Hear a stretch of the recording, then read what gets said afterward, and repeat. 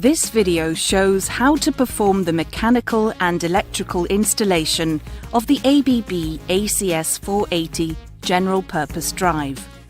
Make sure that proper safety procedures are followed and the work environment is safe by ensuring that the drive is disconnected from the power supply.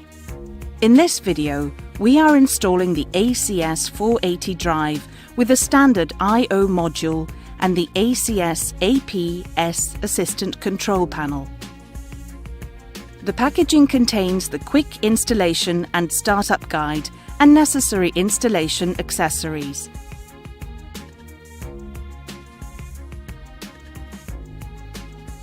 Mechanical installation is done by using the DIN rail mount. The drive is attached to the DIN rail by pressing it down. It is also possible to mount the drive using 4 screws. When installing the drive, pay attention to free space requirements.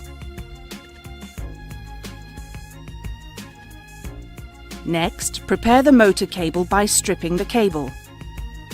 Make sure to check the manual for the appropriate conductor size and type.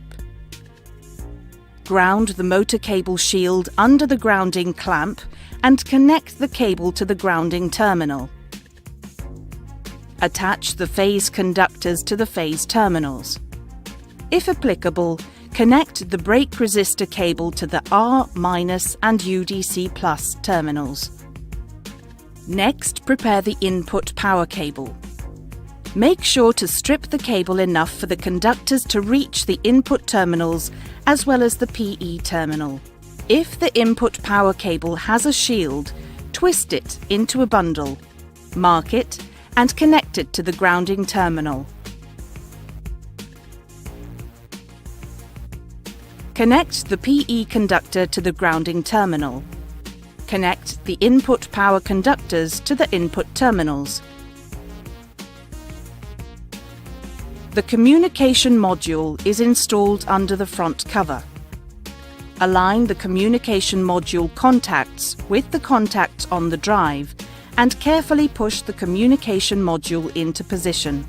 Push the locking tab in and tighten the locking screw.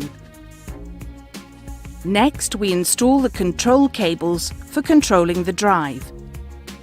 Strip a part of the outer shield and ground it to the grounding tab. Strip the cable conductors and connect the signal cables according to the application wiring diagram. The default connection diagram for each macro is in the ACS480 drive hardware manual. Ensure that the connections are correct before closing the front cover.